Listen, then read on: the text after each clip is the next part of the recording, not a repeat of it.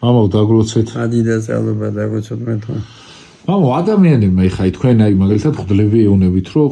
ყოველი დღე იცხოვრო ისე როგორც უკანასკნელი. რატო უნდა იცხოვროს ყოველ დღე უკანასკნელი და რა შედეგს მოუტანს ეს და დეპრესიას ჩააგდებს თუ არა ეს ყველაფერი? საერთოდ წმინდანები ამბობენ რომ ყოველ დღე იცხოვრო გასწორდეს რომ შეიძლება დღეს წაიყვანოს მეთქვა რაც რეალობაა რომ ნახოთ სასწაულები. ზოგი ერთი დღის წაიყვანა მეთქვა ზოგი 3 დღის ზოგი 7 და ეს რეალობაა და ამის უნდა რატომ ყოველ დღე საჯირო იმიტომ რომ ეს თუ გესმება მე ავის არ შეშურდება იმიტომ რომ იცი რომ იქით არაფერს არ წაიღებ მე ვინმე თუ გძოს გამოიჩინო გაიხსენე რომ თუ არა პატიება შენ გეპატიება და დღეს თუ წაგიყვანა მეთქვა ესე იგი პატიება არ გიქნება გარდაცვალების შემდეგ და ბევრი თავისუფალს ის ადამიანი შურისგან შეძულისგან ხსოვნა გარდაცვალებისა და კიდე რა შეეხმარება იმას აი ამბატავნებისგან თავისუფლებს ადამიანს ეს ამბატავნება არის ყველაზე უფრო საიზღარი ცოდვა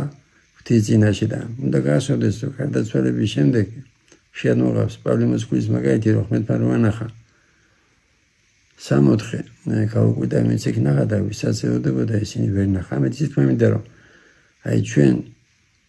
მთელი საზოგადოება დავადებული ვართ განკითხვით ზოგი სხვა მოსაზრების გამო პოლიტიკური ზოგი წარსულისა გამო ამ დროს ყველას ურჩევ რომ იკითხეთ წმინდათა ცხოვრებებიდან და ენახავთ რომ იქ უდიდესი ცოდვილები გახდნენ დიდი წმინდანები და შეადმან ბობის სახრება ის ამოყვანი მაგალითი რომ ორ ადამიანს აპატიაო მე ვალენ ვალი ვერცო მაგალითად 1 მილიონი ვიღაცას 100 ლარი ან 10 ლარი ვის უფრო იყარება ვისაც მეტი ეპატია ასევე ის ადამიანი ვინც მიხვდება რომ ის ღვთის წინაშე აშავებდა იმას მეტი ერთგულება უშტება და იმას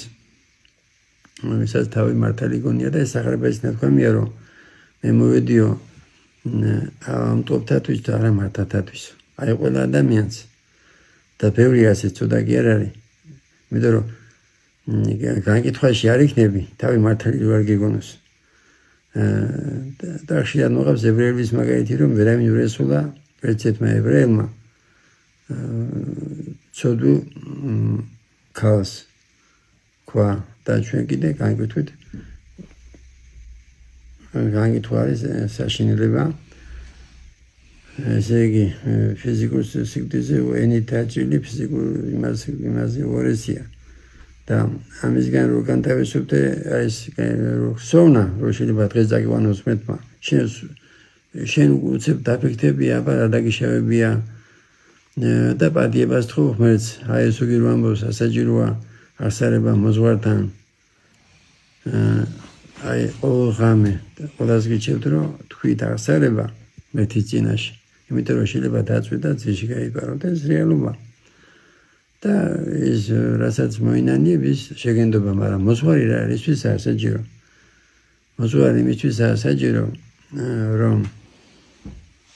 მე არის სიარების საიდუმლოება და სიარების საიდუმლოება ხა ზოსეგონია იმიტომ რომ ადომა იმიტომ რომ შობა იმიტომ რომ გიორგო ბეზია რომ არასტორია და ეს საიდამიცი მონასის მოძღვარი ვარ 95-დან ასევე ვზღებულობდა ბევრს იმიტომ უნდა ზიარება რომ იმიტომ რომ შობა იმიტომ რომ მონასტერში იცხოვრა და როგორ იმარხულა და ეს მაგაზე ნათქვამია რომ არ ჯამს არ სვამს არ ძინავს არა ეს მაგია შენ თუ ზიარება გინდა სულ უნდა კონდეს ცუდებისგან განშორებისა